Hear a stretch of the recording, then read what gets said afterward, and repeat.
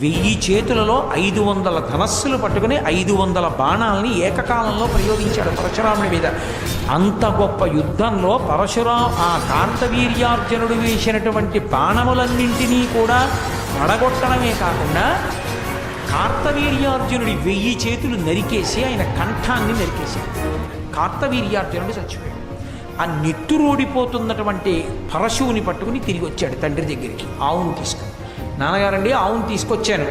కొన్ని లక్షల మంది సైన్యాన్ని తెగటార్చి కార్తవీర్యార్జునుడి యొక్క 1000 చేతులు నరికి చంపేశారు. అతని స్నేహితులు రాజుల్ని చంపారు. ఆవును తీసుకొచ్చారు.